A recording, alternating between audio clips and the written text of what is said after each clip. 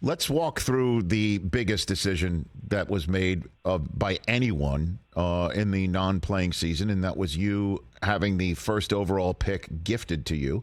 I'm hitting the Wayback Machine here. You knew I was going to go here anyway, I'm sure, when you knew I was looking for you to come on the show. And you made the decision to stick with Justin Fields.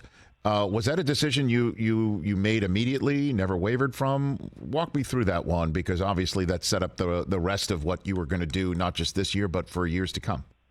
Ryan. Yeah, no, we had to take our time with that decision. You never want to be in that spot, but opportunities can present itself, to improve your football team. Mm-hmm. We just had to figure out how we wanted to do that. So we went through the whole process. We had to look at all of the quarterbacks and then kind of see how can we impact our team, in the biggest way. And I was really encouraged on the way Justin played in terms of making plays, and I'm excited to see him take that next step as a passer. And I really believe if we can get both things going, it could be a really dangerous combination and help our team get to the next level. And then at the same time, it's as a decision maker and a team builder, it was a cool opportunity to improve our team today and this year, but also set us up for success, with draft capital down the road as well. So we could do both things at the same time, which got us excited. And I thought it worked out really well. No, I mean, my gosh, forget the draft capital, which obviously you're not going to. That's your job.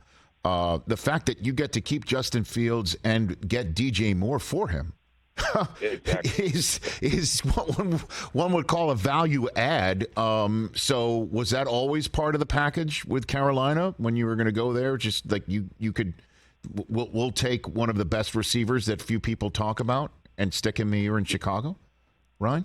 Yeah, there's a lot of different scenarios, but that was one that I was convicted about for sure. Which obviously well documented. It was really hard for Carolina to get to that point.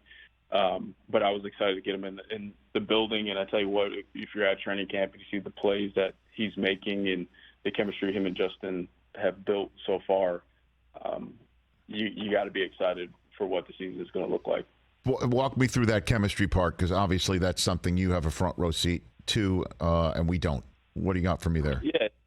Anytime you add, a new receiver, there's a timing element that's got to be put together, and they got to know what yardage to get to in terms of the routes, and also kind of understand the speed the receivers can give. How are they when they get out of the top of their route? And you can see that flow. You can see anticipation from Justin, which is really cool to see, and also trust.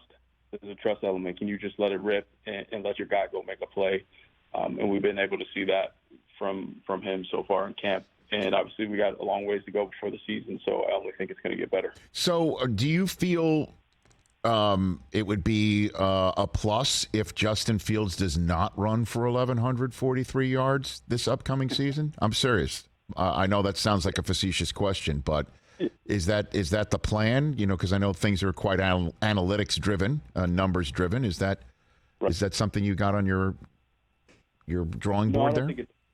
I don't think it's ever the plan. I do think with increased protection and more weapons to throw to, he won't need to run as much. But you sprinkle that in, and obviously having the threat to do that on occasion, maybe not at the same volume.